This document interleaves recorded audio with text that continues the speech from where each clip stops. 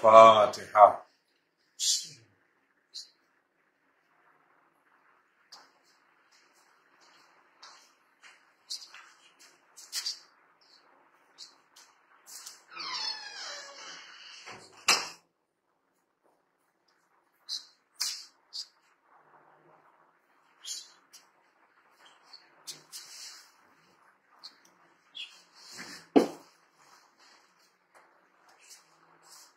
لا حول ولا قوة إلا بالله العلي العظيم.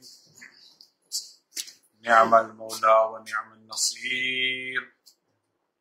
أعوذ بالله من الشيطان الرجيم. بسم الله الرحمن الرحيم. الحمد لله رب العالمين الذي يؤمن الخائفين وينجي الصالحين ويرفع المستضعفين ويضع المستكبرين. الحمد لله قاصم الجبارين مبيد الظالمين مدرك الهاربين شريف المستصرخين موضع حاجات الطالبين معتمد المؤمنين. والصلاة والسلام والتحية والإكرام على رسول الأنام النبي الأمي المكي المدني القرشي الهاشمي البدحي الأبتحي سيد المرسلين خاتم النبيين شفيع المذنبين حبيب إله العالمين بالقاسم محمد. اللهم صل على محمد وعلى أهل بيته الطيبين الطاهرين المعصومين المظلومين الذين أذهب الله عنهم الرجس وطهرهم تطهيرا. اللهم صل على محمد لا سيما بقية الله في الأرضين الذي يملأ الأرض قسطا وعدلا كما ملأ ظلما وجورا. واللعنة الدائمة الباقية على أعدائهم أجمعين إلى قيام يوم الدين. أما بعد فقد قوله الحكيم في كتابه المجيد. بسم الله الرحمن الرحيم. تبارك الذي بيده الملك وهو على كل شيء قدير الذي خلق الموت والحياة ليبلوكم أيكم أحسن عملا. صلوات محمد وعلى اللهم صل على محمد ایک بار سورہ حمد 3 بار سورہ اخلاص کی تلاوت فرما کر مرحوم مختار حسین حکیم ابن ابو محمد حکیم کی روح کو ایثار فرما دیں. بسم اللہ الرحمن الرحیم. بسم اللہ الرحمن الرحیم.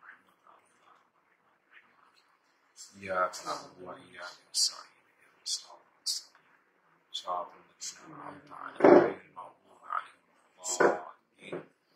بسم الله الرحمن الرحيم. الله أحد الله الصمد لم يلد ولم يولد ولم يكن له كفوا أحد. بسم الله الرحمن الرحيم. هو الله أحد الله الصمد لم يلد ولم يكن له كفوا أحد. بسم الله الرحمن الرحيم. هو الله أحد الله الصمد لم يلد ولم يكن له كفوا أحد. اللهم صل على محمد. صلوات على محمد وعلى محمد. اللهم صل على محمد وعلى محمد. سورہ ملک کی ابتدائی آیات ہیں، پہلی اور دوسری آیت جس کو میں نے سرنامہ کلام قرار دیا ہے. چونکہ سال ثواب کے لیے مجلس ترحیم ہے اور موسم متعلق مجلس ہے، لہٰذا میں نے عنوان سخن بھی انہی آیات کو قرار دیا جس میں موت و حیات کا تذکرہ ہے. خداوند عالم ارشاد فرما رہا ہے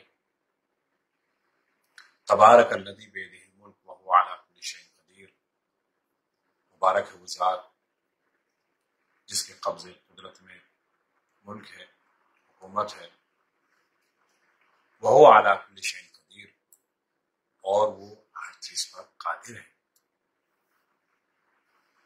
الذی خلق الموت والحیات، جس نے موت و حیات کو خلق کیا، لیبلوکم ایکم احسن عملا، تاکہ وہ آزمائے کہ تم میں بہترین عمل کرنے والا کون ہے، تاکہ وہ تمہیں امتحان میں ڈالے اور یہ دیکھے کہ تم میں بہترین کون عمل کرتا ہے۔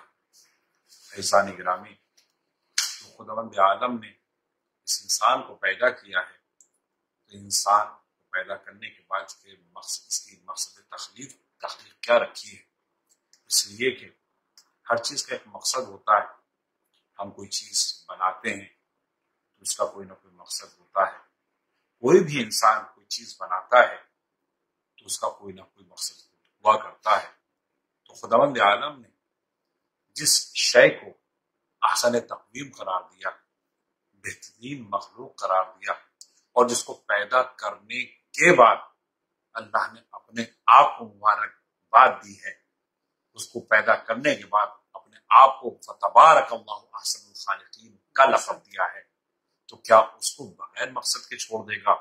یقیناً اس کا بھی ایک غرض تخلیق ہے، اس کا بھی ایک مقصد خلقت ہے، جو کہ اس آیت میں ذکر ہو رہا ہے، لیبلوکم ایکم احسن عملا، تاکہ وہ آزمائے کہ تم میں بہترین عمل کرنے والا کون ہے۔ تو اس آیت میں واضح کر دیا ہے کہ مقصد خلقت انسانی عمل کرنا ہے، اچھا کردار پیش کرنا ہے۔ اب عزیزان گرامی،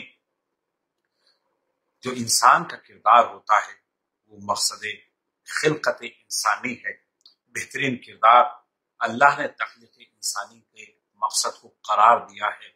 اب سوال یہ آتا ہے کہ انسان ڈرتا ہے، موت سے خوف کھاتا ہے، تو عزیزان گرامی یہ موت وہ چیز ہے کہ اللہ نے معیار حق کو باطل قرار دیا ہے، معیار محبت قرار دیا ہے، اور سورہ جمعہ میں ارشاد ہو رہا ہے، یا ایھا الذین ھادوا ان زعمتم انکم اولیاء للہ من دون الناس فتمنوا الموت ان کنتم صادقین۔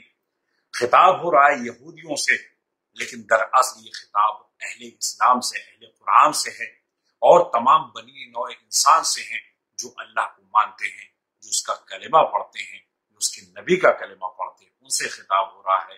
اور خدا کہہ رہا ہے، اے یہودیوں، دیکھو اگر تم اللہ سے محبت کا دعویٰ کرتے ہو تو محبت کے دعوے کی دلیل میں تمہارے لیے ضروری ہے فتمنوا الموت ان کنتم صادقین، کہ موت کی تمنا کرو، تمنا موت کرو اگر تم اپنے وعدے میں سچے ہو۔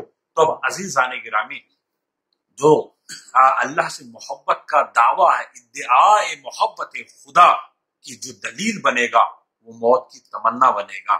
لہٰذا اگر کسی کو یہ ثابت کرنا ہے، کوئی زبان سے کہتا ہے کہ ہم خدا سے محبت کرتے ہیں، کوئی زبان سے کہتا ہے ہم اس کے رسول سے محبت کرتے ہیں، کوئی زبان سے کہتا ہے ہم اہل بیت سے محبت کرتے ہیں، تو اسے چاہیے کہ وہ دعوی موت کرے، تمنا موت کرے، اور تمنا موت کر کے یہ بتا دے کہ وہ اپنے دعوے میں سچا ہے۔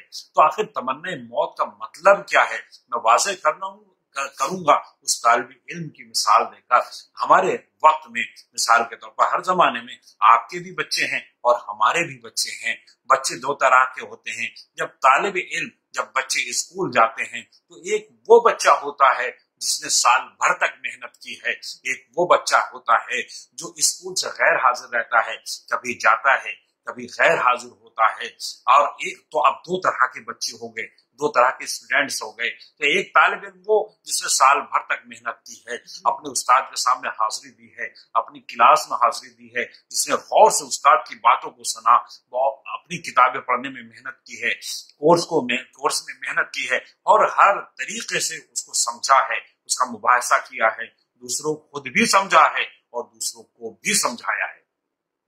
اس نے اس طریقے سے محنت کی ہے۔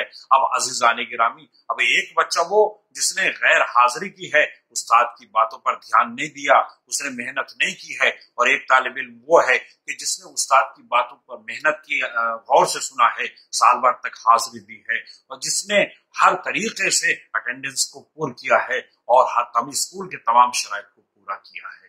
اب عزیزان گرامی، وہ طالب علم جس نے پورے سال تک محنت کی ہے، اب عزیزان گرامی وہ طالب علم تمنا کرتا ہے کہ وہ میں نے جو محنت کی ہے اس کا رزلٹ جلد سے جلد لوگوں کے سامنے آ جائے، ماں باپ کے سامنے آ جائے، عزیز و اقارب کے سامنے آ جائے، تاکہ وہ پرکھ لیں، تاکہ وہ دیکھ لیں کہ انہوں نے جو پیسہ میرے اوپر خرچ کیا ہے ان کا پیسہ ضائع نہیں گیا ہے، اور جو میں نے محنت کی ہے وہ میری محنت بھی دنیا کے سامنے آ جائے، والدین کے سامنے آ جائے، ماں باپ کے سامنے آ جائے، بھائیوں کے سامنے آ جائے، عزیز و اقارب کے سامنے آ جائے، محبت کرنے والوں کے سامنے آ جائے۔ اور ہر محنت کرنے والے طالب علم کی یہی خواہش ہوتی ہے، اور وہ طالب علم جس نے محنت ہی نہیں کی ہے، جو غیر حاضر رہا ہے، استاد کی باتوں کو دھیان سے نہیں سنا ہے، وہ اس کی خواہش یہ ہوتی ہے کہ یہ امتحان ٹل جائے، یہ امتحان کی تاریخیں اور آگے بڑھ جائیں، یہ امتحان کی تاریخیں ملتوی ہو جائیں،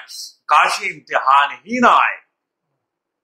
تو جو طالب علم محنت نہیں کرتا، جو کمزور ہوتا ہے اپنے کردار میں، اپنے عمل میں، اپنے محنت میں، اس کی خواہش یہ ہوتی ہے کہ امتحان کبھی نہ ہو، اور جو طالب علم محنت کرتا ہے اس کی خواہش یہ ہوتی ہے کہ امتحان بار بار ہو جائے تاکہ اس کی محنت بار بار لوگوں کے سامنے آئے۔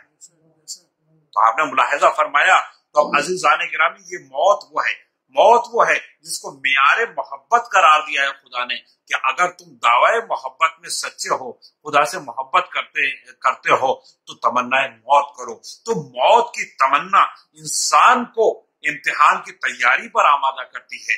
موت کی تمنا، ایک طالب علم جب امتحان کی تمنا کرتا ہے تو طالب علم کے تمنا کرنے کا مقصد یہ ہوتا ہے کہ وہ امتحان کی تیاری کرتا ہے، وہ اسکول سے غیر حاضر نہیں ہوتا، وہ استاد کی باتوں کو دھیان سے سنتا ہے، اور یہ تمنا موت کا، تمنا امتحان کا جو ہے معنی ہوتا ہے۔ بس عزیزان گرامی، ایک انسان جب تمنا موت کرتا ہے تو اس کا مقصد یہ ہوتا ہے، اس کے معنی یہ ہوتے ہیں، وہ اپنے کردار کو سنوارتا ہے، وہ اپنے عمل کو صحیح کرتا ہے، وہ لوگوں کے سامنے خوش اخلاقی سے پیش آتا ہے، اور اپنے دین کو بھی مضبوط کرتا ہے، وہ اپنی دنیا کو بھی مضبوط کرتا ہے۔ صلوات پڑھیں محمد والے۔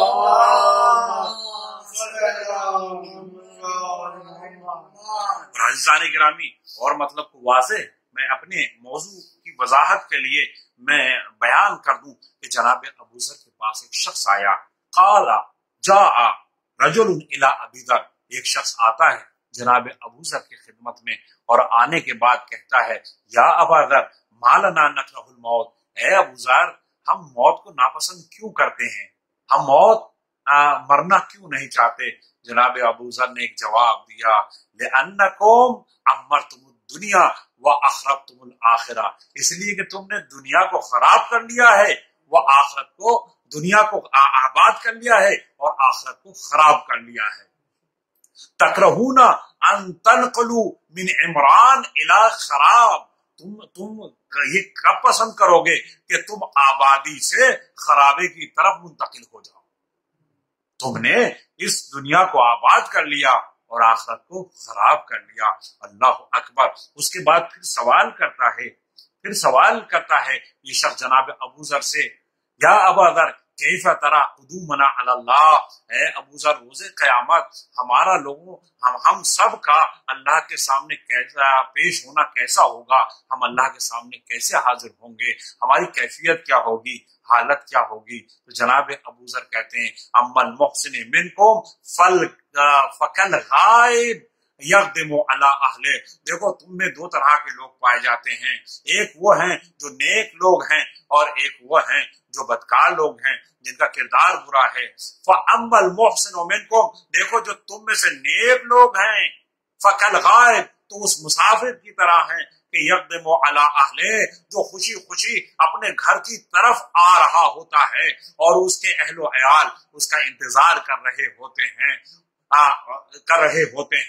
اور جو امر مسیء منکم، اور جو تم میں سے برا ہوتا ہے، فکل عابق یرد علی مولا، وہ اس غلام کی طرح ہے جو کہ اپنے آقا سے فرار اختیار کر گیا ہو اور اس کو گرفتار کر کے اس کے آقا کے سامنے، اس کے مولا کے سامنے لایا جا رہا ہو۔ اب ظاہر سی بات ہے وہ غلام کب مولا کے سامنے آنا پسند کرے گا، کب آقا کے سامنے آنا پسند کرے گا؟ بس عزیزان گرامی کہ ایک شخص واضح کر دیا جناب ابو ذر نے کہ جو نیک شخص ہوگا وہ اس انداز سے خدا کے سامنے پیش ہوگا جس طرح سے انسان سفر سے آتا ہے، اپنے اہل و عیال کی طرف بڑھتا ہے، اہل و عیال اس کا استقبال کرتے ہیں۔ روز قیامت جب ایک شخص نیکوکار شخص خدا کی بارگاہ میں حاضر ہوگا تو فرشتے اور اللہ کے ملائکے اس کی خدمت میں اس کا استقبال کر رہے ہوں گے اور اس کو ویلکم کہہ رہے ہوں گے، اور جو بدکار شخص ہوگا،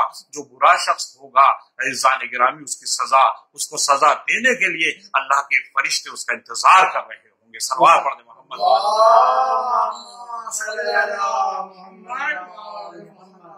عزیزان گرامی، یہ موت کی تیاری ایک اہمیت رکھتی ہے۔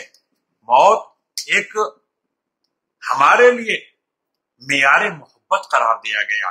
موت رسول خدا صلی اللہ علیہ وآلہ وسلم ارشاد فرماتے ہیں کفا بالموت واعظا، موت بہترین واعظ ہے، بہترین نصیحت کرنے والی ہے۔ جو موت کو یاد کرتا ہے وہ اپنے کردار کو سنوارتا ہے، جو موت کو یاد کرتا ہے وہ تیاری کرتا ہے۔ کفا بالموت واعظا، موت بہترین واعظ ہے، بہترین نصیحت کرنے والی ہے۔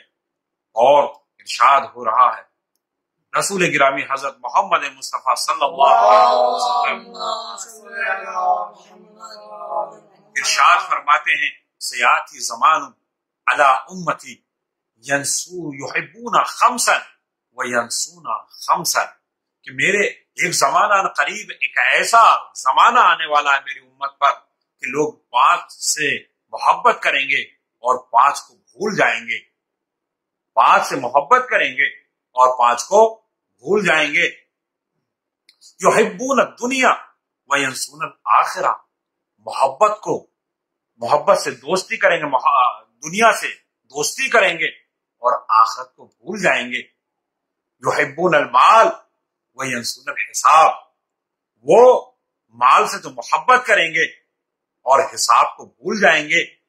یحبون النساء وینسون القصور وینسون الحور، وہ محبت کریں گے عورتوں سے اور حوروں کو بھول جائیں گے۔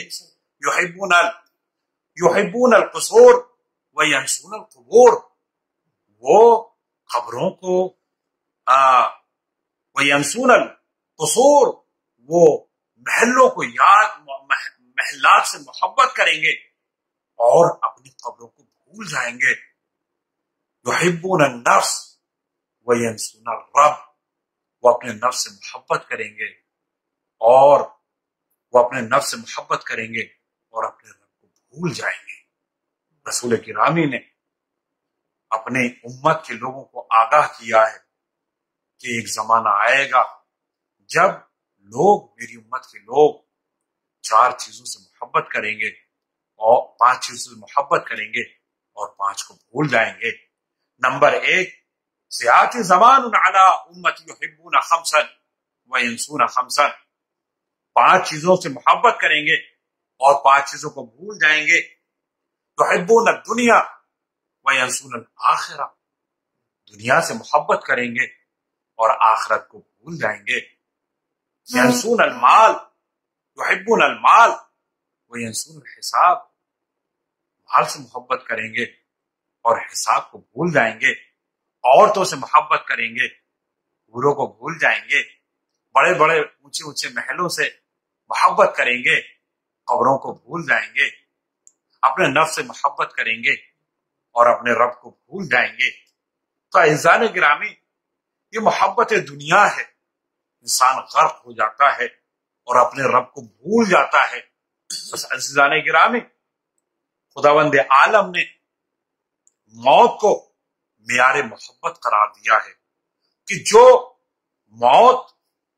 اللہ سے محبت کرتا ہے وہ تمنا موت کرے، جو اللہ کو دوست رکھتا ہے وہ موت کی تیاری کرے۔ اور موت تو یقینی ہے اور حتمی شے ہے۔ عزیزان گرامی، حضرت ابراہیم روز قیامت ہے، روز قیامت لوگوں کا اٹھنا ہی ہے، سورہ زلزال ہے، لوگوں کو اٹھایا جائے گا، اور یہ بھی ہے کہ یاتون افواجا، لوگوں کو جوک در جوک اٹھایا جائے گا۔ اس کی بھی وضاحت ہے، اس کی بھی تشریح ہے کہ جوک در جوک کس طرح سے لوگ روز قیامت آئیں گے یا قبروں سے اٹھائے جائیں گے۔ مجھے اس کی وضاحت میں نہیں جانا ہے، اس کی تفسیر میں نہیں جانا ہے۔ اب عزیزان گرامی، حضرت ابراہیم آپ نے دیکھا سوال کرتے ہیں، رب ارنی کیف تحیی الموتی، پروردگار یہ بتا دے، مجھے یہ دکھا دے کہ تو مردوں کو کس طرح سے زندہ کرے گا۔ اللہ اکبر، اولم تؤمن، قال اولم تؤمن، بارگاہ احدیت سے آواز آئی، اے ابراہیم کیا تم ایمان نہیں لائے، تم یقین نہیں رکھتے؟ قال بلا، نہیں یقین ہے، ایمان لے کر آیا ہوں، ولکن لیطمئن قلبی، لیکن میں اطمینان قلب چاہتا ہوں۔ اللہ اکبر، یہ واقعہ ہے کس طرح سے، خداوند عالم سے ابراہیم نے سوال کیوں کیا اور کس موقع پر کیا اور کب کیا؟ عزیزان گرامی، تفسیر میں ہے کہ جناب ابراہیم ایک دریا کے کنارے سے گزر رہے ہیں، ایک مردار کو دیکھا جس کا آدھا جسم دریا کے اندر تھا اور آدھا جسم خشکی پر تھا، دریا سے باہر تھا۔ جو آدھا جسم اندر تھا دریا کے، اسے دریا والے جانور کھا رہے تھے، کھاتے جاتے تھے، اور اس کے بعد وہ جانور آپس میں لڑتے تھے، اور جب آپس میں لڑتے تھے پھر ایک دوسرے کو کھا جاتے تھے۔ جناب ابراہیم نے یہ دیکھا، حیرت سے دیکھا کہ دریا کے جانور اس مردار کو کھا رہے ہیں، پھر آپس میں لڑتے ہیں، پھر ایک دوسرے کو کھا جاتے ہیں، اور جو خشکی کے جانور ہیں دریا سے باہر، جو آدھا جسم ہے خشکی کے جانور، انہیں کھا رہے ہیں، اور وہ بھی آپس میں لڑتے ہیں اور پھر ایک دوسرے کو کھا جاتے ہیں۔ حضرت آدم نے اس کو دیکھا، حیرت ہوئی، غور سے دیکھا، تعجب کیا اور ایک سوال کیا کہ آپس میں یہ مردار کو کھا رہے ہیں، خشکی کے جانور بھی ہیں اور دریا کے جانور بھی ہیں، اور کھاتے ہیں، پھر آپس میں لڑتے ہیں، پھر ایک دوسرے کو کھا جاتے ہیں۔ سوال کیا، یا رب ارنی کیف تحیی الموتی، پروردگار یہ بتا دے کہ تم مردوں کو کیسے زندہ کرے گا جب مردے کو کچھ جانوروں نے کھایا، ان جانوروں کو کچھ جانوروں نے کھایا، تو یہ اجزاء مخلوط ہو گئے، ایک دوسرے میں مل گئے۔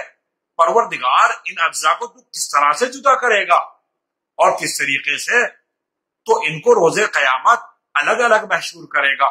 کیف تحیی الموتی، پروردگار تو مجھے یہ بتا دے کہ تو روز قیامت مردوں کو کس طرح سے زندہ کرے گا۔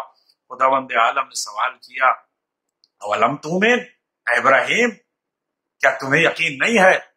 قال بلا، یقین تو ہے، ولکن لیطمئن قلبی، لیکن اطمینان قلب چاہتا ہوں۔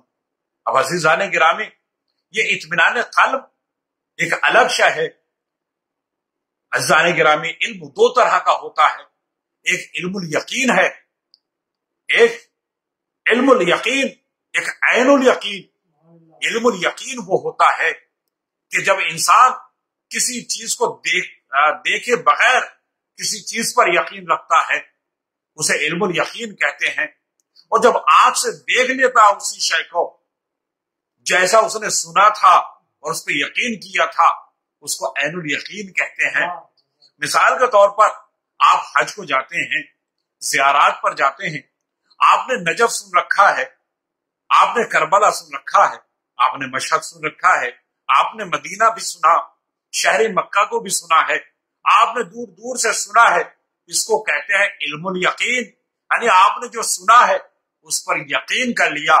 لیکن جب آپ حج کے لیے گئے، آپ نے مدینے کو دیکھا، یہ عین الیقین ہے، آپ نے مکہ کو دیکھا، یہ عین الیقین ہے، آپ زیارتوں پہ گئے، آپ نے مشہد کو دیکھا، یہ عین الیقین ہے، آپ نے شہر کربلا کو دیکھا، یہ عین الیقین ہے. آپ نے نجف کو دیکھا، یہ عین الیقین ہے. تو عزیزان گرامی، جناب ابراہیم کہہ رہے تھے پروردگار مجھے علم تو ہے لیکن عین الیقین کرنا چاہتا ہوں. میں عین الیقین کرنا چاہتا ہوں، آنکھوں سے دیکھنا چاہتا ہوں. جس طرح سے میں نے آنکھوں سے اس مردار کو دیکھا، الگ الگ جانور کھا رہے ہیں، پھر جانور ایک دوسرے کو کھا رہے ہیں، میں ایسے ہی اپنی آنکھوں سے دیکھنا چاہتا ہوں کہ تم مردے کو کیسے زندہ کرے گا. بس عزیزان گرامی، خدا وند عالم کی آواز آئی، فخذ اربعۃ من الطیر، اے ابراہیم 4 پرندوں کو لو، 4 پرندوں کو پکڑو اور ان کو ذبح کرو، اور ذبح کرنے کے بعد تمہارے اطراف میں جو 10 پہاڑ ہیں، 10 پہاڑ پر ان کے گوشت کو مخلوط کرنے کے بعد، قیمہ بنانے کے بعد ان کے گوشت کو الگ الگ پہاڑوں پر 10 پہاڑوں پر رکھ دو.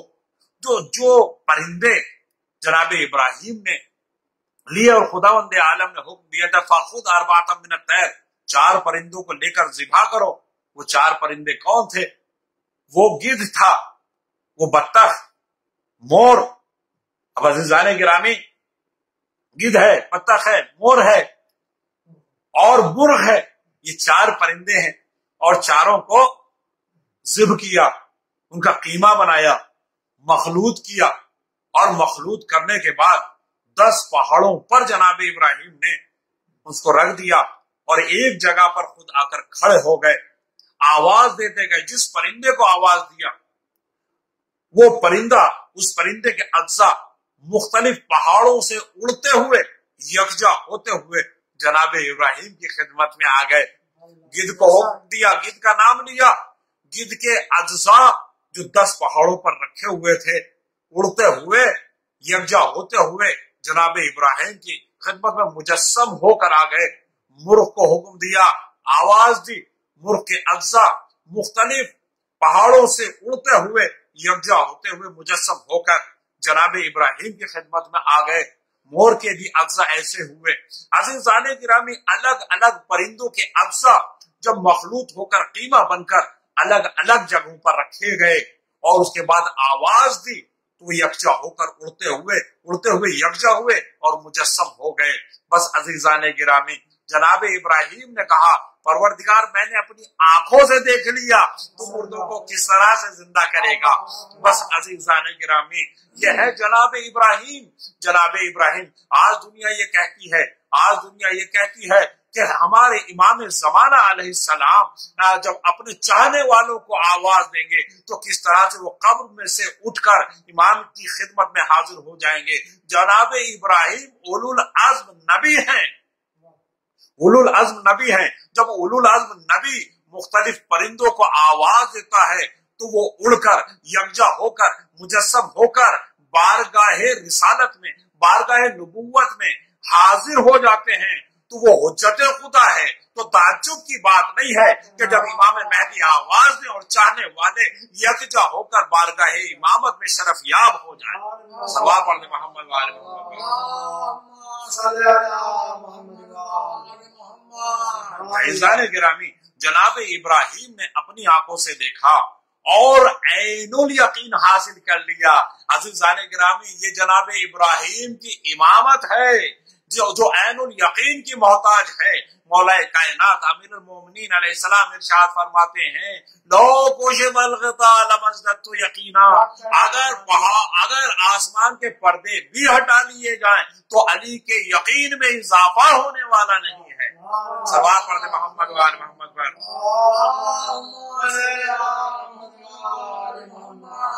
عزیزان گرامی، تو یہ موت ہے، موت یقینی ہے، موت یقینی ہے، قیامت یقینی ہے، یہ آثار زندگی ہے.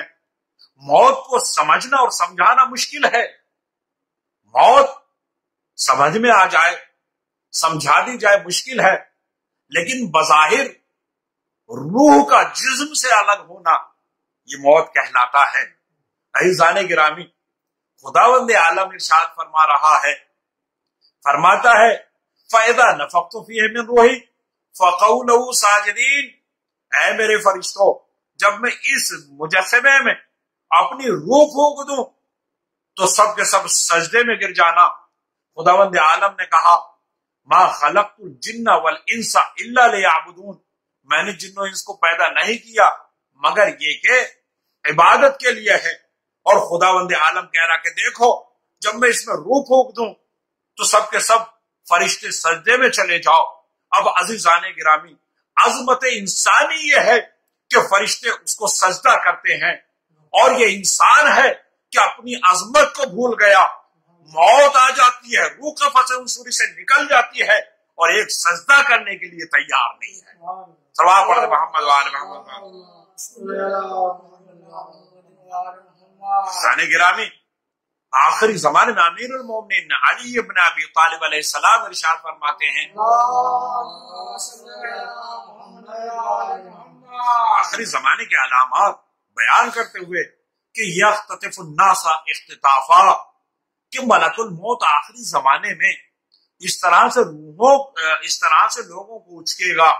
یہ عربی میں یہ لفظ اختطاف کا لفظ وہاں استعمال ہوتا ہے، مثال کے طور پر کوئی شخص بڑی تیزی کے ساتھ، کوئی شخص آتا ہے، راستے میں چل رہا ہے، گاڑی میں بیٹھا ہے، راستے میں چل رہا ہے، اس کے ہاتھ میں موبائل ہے، ایک شخص آیا اور اس کے موبائل کو جھپٹ کر بھاگ جاتا ہے، اس کو کہتے ہیں عربی میں اختطاف، اچک کر بھاگ جانا، تیزی کے ساتھ بھاگ جانا۔ امیر المومنین فرماتے ہیں یختطف الناس اختطافا، یختطف الناس اختطافا، ملک الموت آخری زمانے میں لوگوں کی روحوں کو اچک کر لے جائے گا۔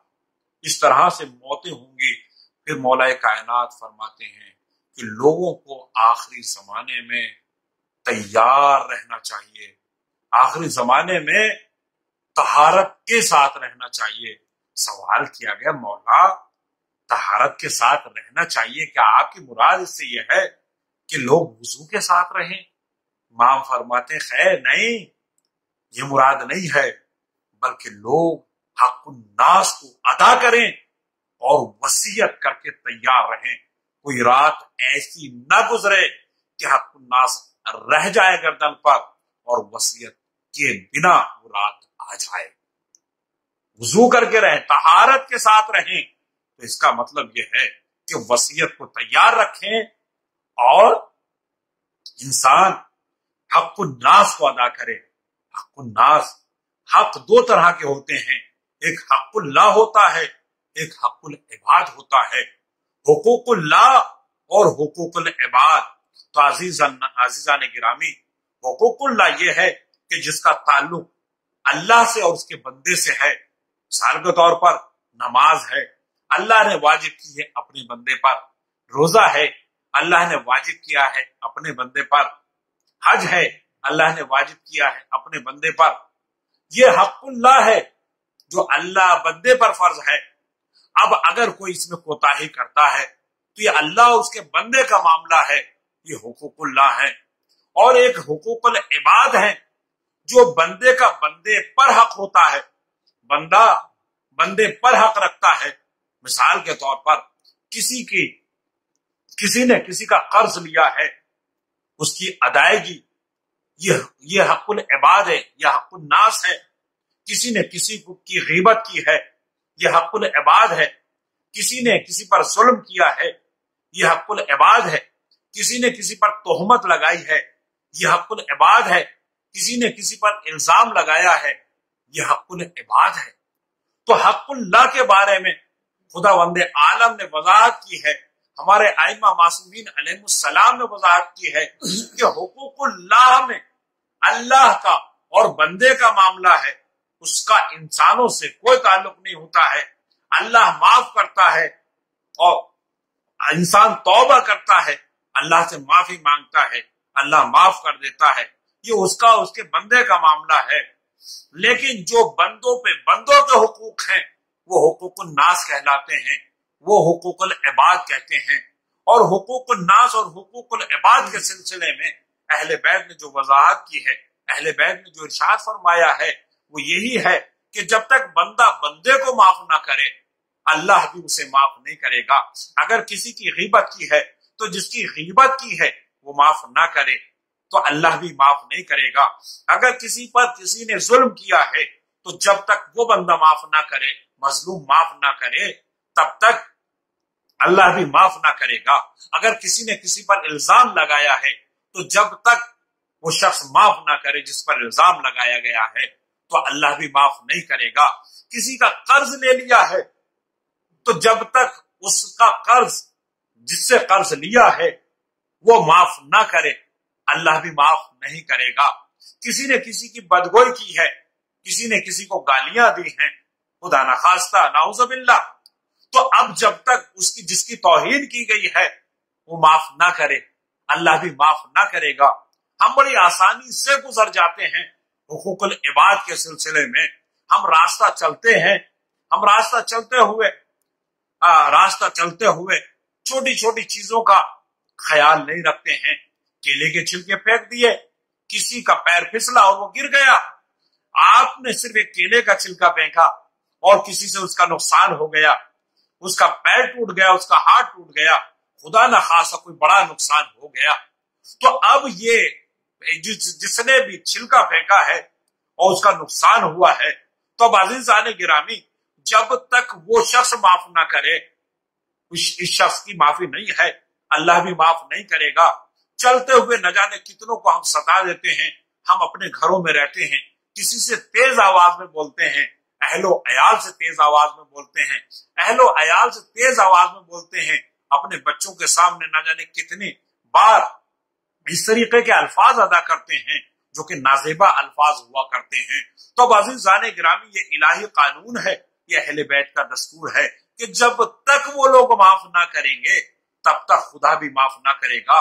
اور یہی تو تھا سعد ابن معاذ کا مسئلہ، یہی تو تھا، وہ حقوق العباد کا مسئلہ تھا، وہ حق الناس کا مسئلہ تھا کہ کون سعد ابن معاذ جو رسول کے صحابی تھے کہ جب ان کی موت آئی اور ان کی تدفین کا مسئلہ آیا ہے، نماز جنازہ کا مسئلہ آیا ہے، تو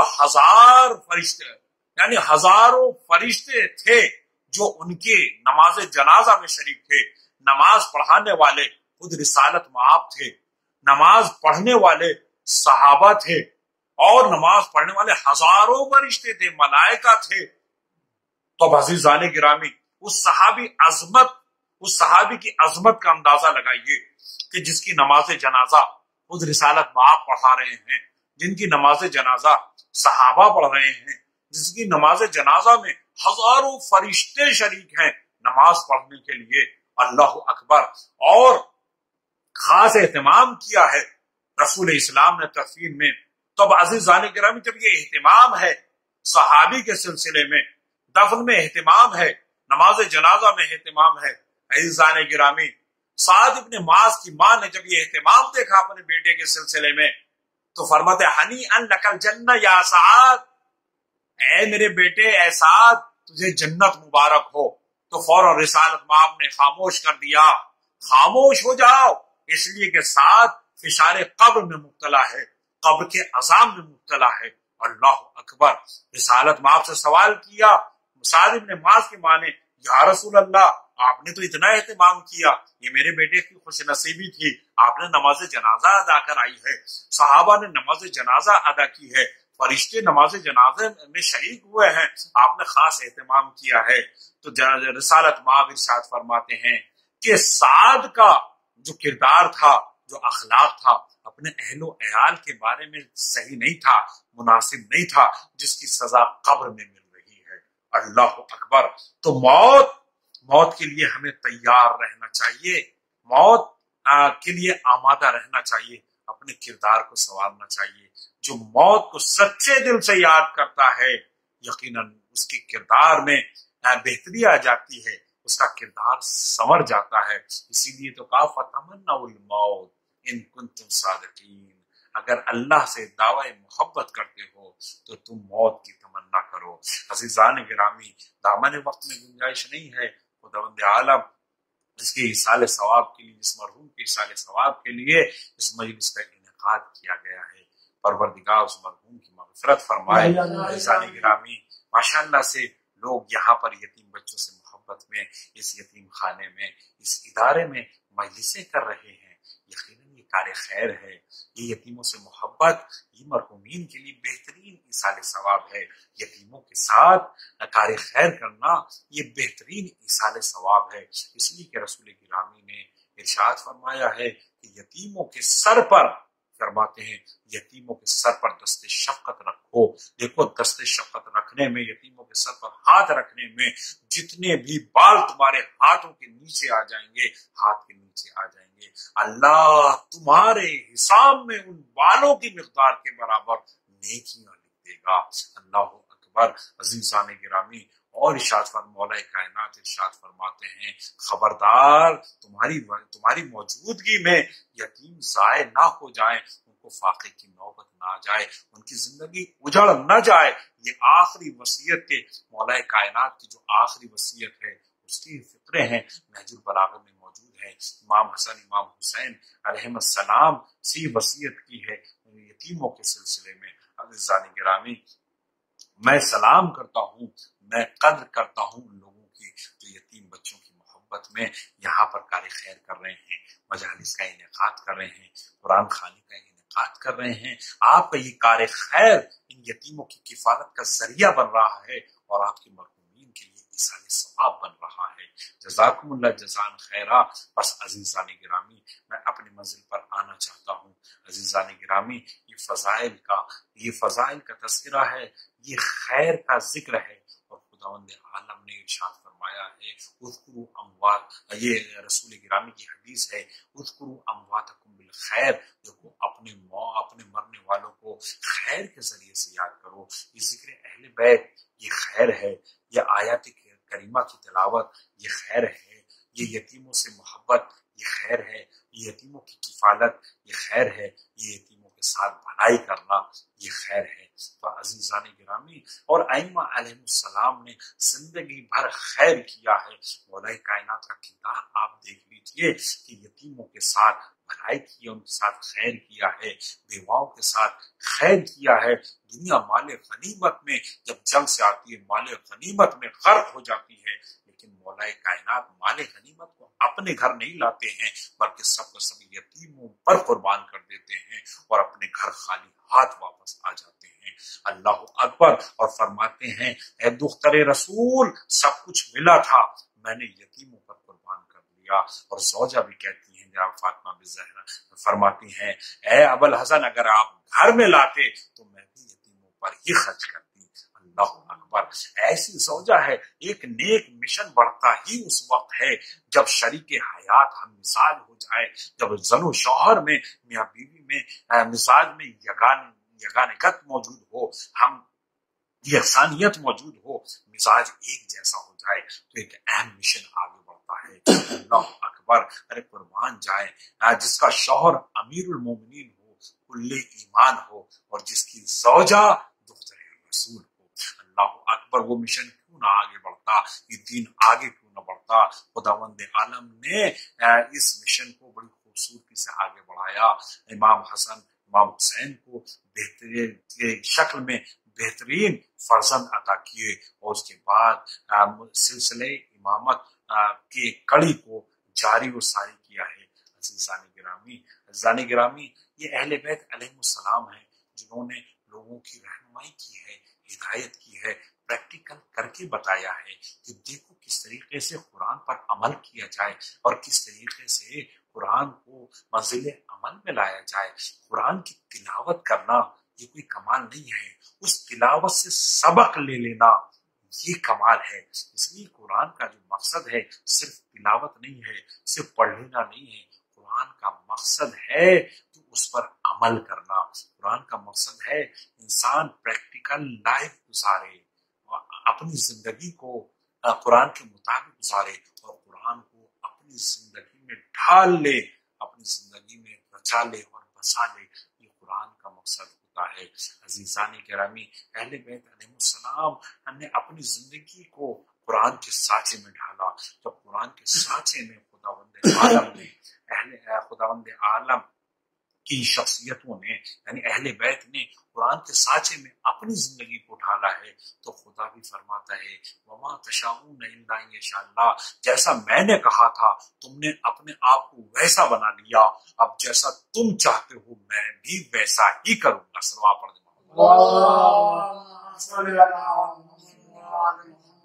جو میری مشیت ہوگی وہی تمہاری مشیت ہوگی، جو تم چاہو گے وہی میں بھی چاہوں گا۔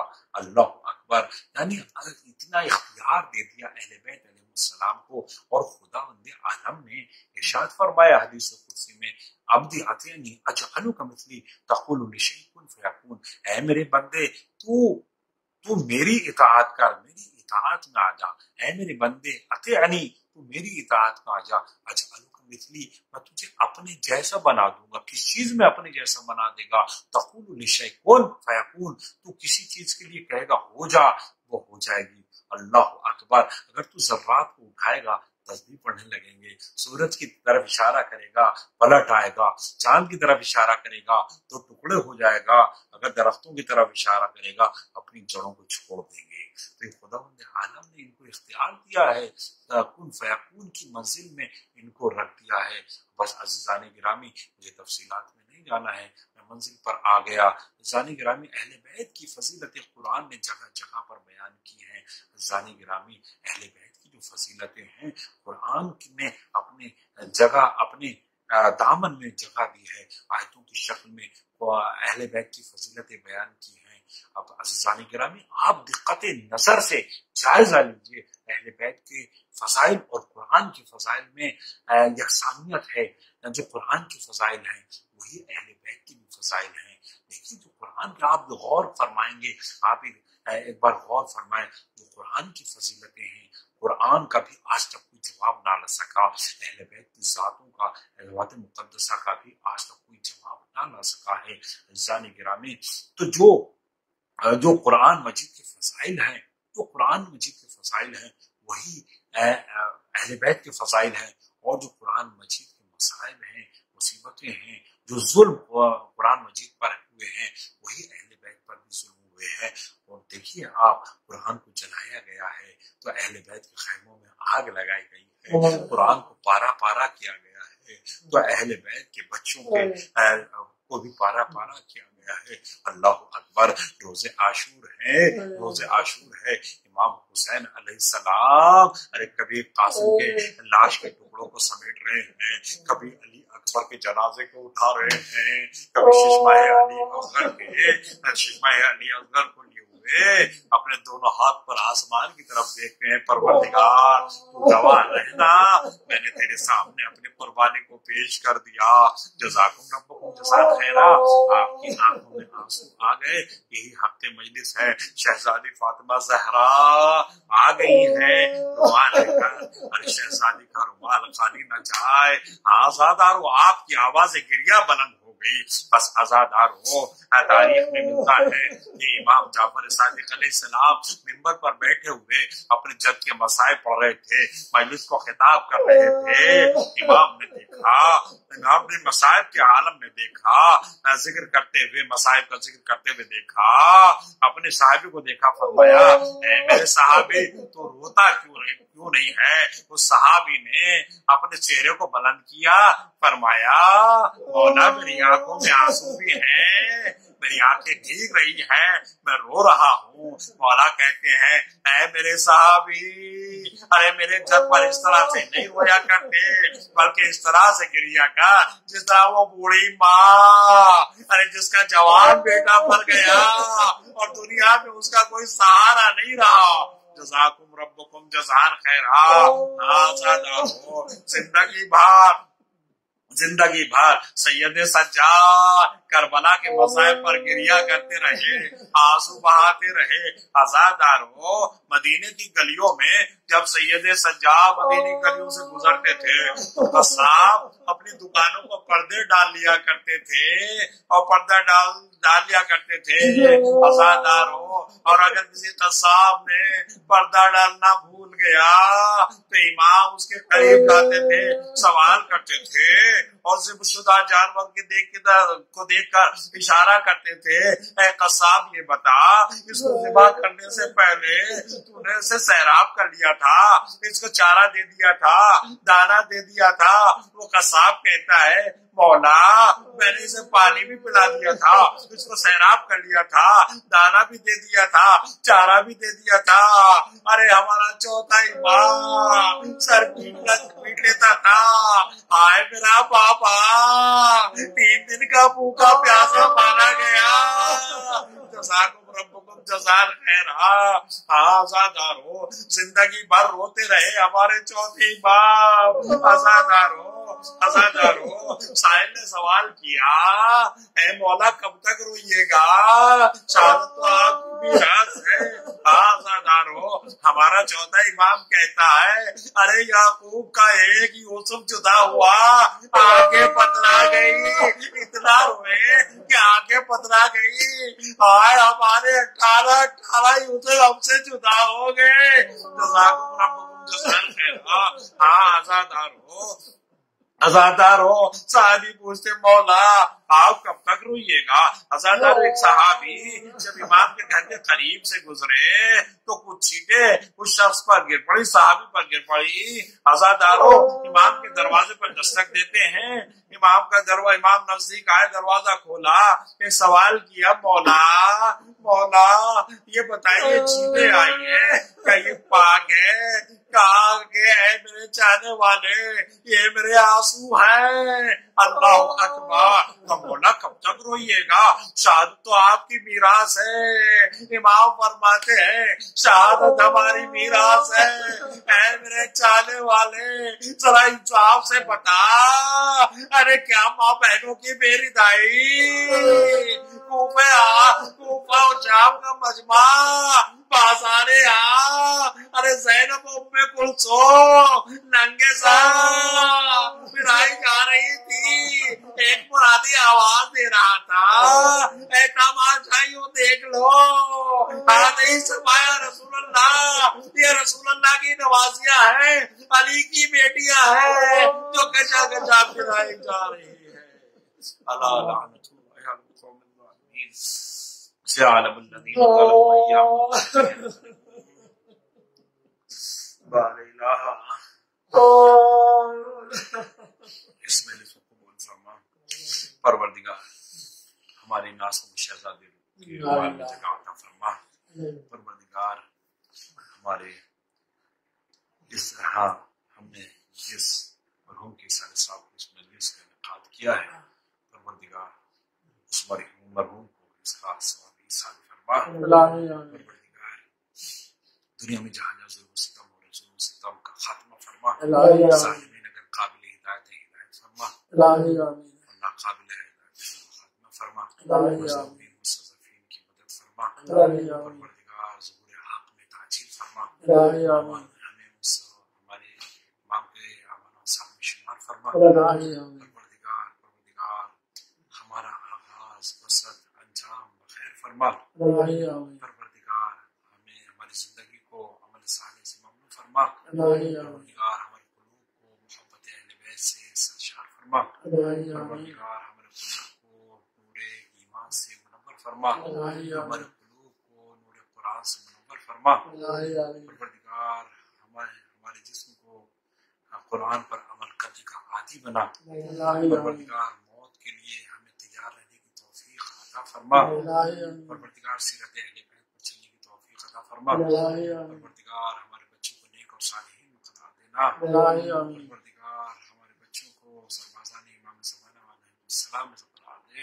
پروردگار ہمارا انجام بخیر فرما. پروردگار تو ہم سے راضی ہو جا. پروردگار اپنی حجت کو ہم سے راضی فرما. پروردگار اس مجلس کا تو نے جو بھی اجر مقرر کیا ہے, پروردگار مرحوم کے لیے اور مرحوم کے جو بھی ورثہ ہیں ان کے لیے ساج آخرت کا سبب قرار دے. ربنا تقبل منا انك انت السميع العليم برحمتك يا ارحم الراحمين.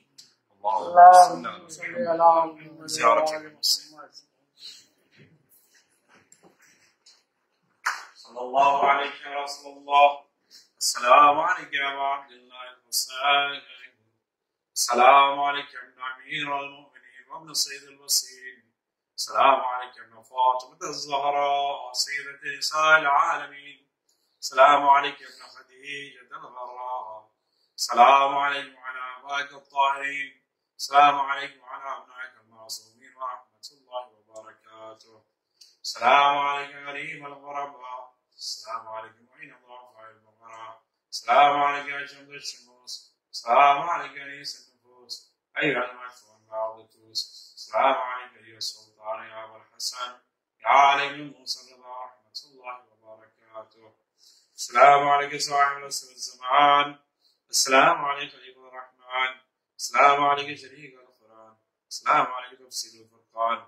عجل الله تعالى فرجك وسهل الله تعالى مخرجك وظهورك وجعلنا الله من اعوانك وانصار رحمه الله وبركاته.